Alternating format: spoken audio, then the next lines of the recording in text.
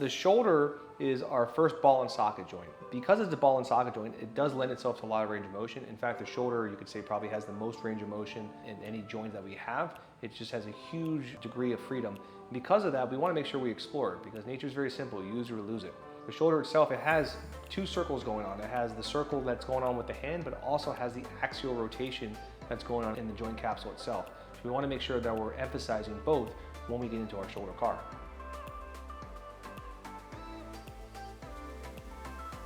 So we're going to start off with that left side. Go ahead and go into external rotation. Yep. Now before you do that too, make sure that you stiffen up the rest of the body so we get independent motion just in that shoulder. Start to adduct. And think about, while you're doing this, I want you to think about tracing a circle with your fingers and find full flexion. Good. Perfect. And then pause right there, go into internal rotation. For those of you watching, this is a really important part of the shoulder. We want to make sure we emphasize that internal rotation, and then we go right into that adduction. And then reverse. So it's good to get a visual before you start something, so you get that end goal, you know what it's trying to look like, and then we're going to experience it together. Okay, so a couple quick compensations before we get another rep in, just for practice. Your elbow has to stay straight.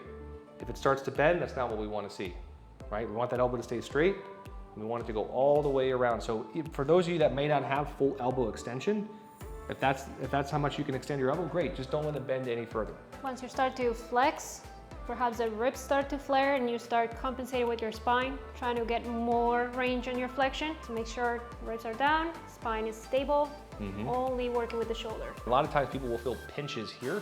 We talked about pinch points earlier, and that should be with every car, but especially the shoulder and flexion. They have injuries there or things like that, they get pinching. If you feel a pinch there, go around the circle. Make the circle a little bit smaller so that you're not promoting pain. The other thing is that the hand, you don't want the position to change of the wrist. So whatever the wrist position starts in, you want it to finish there.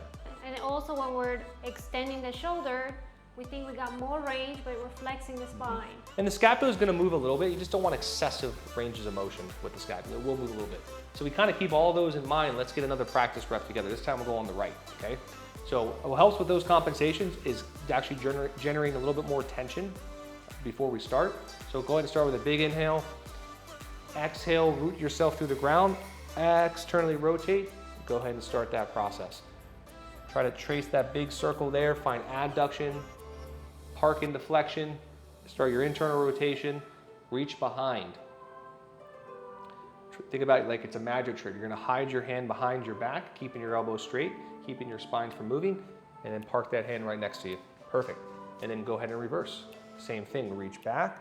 You'll hit that limit of extension, externally rotate, keep rotating, good.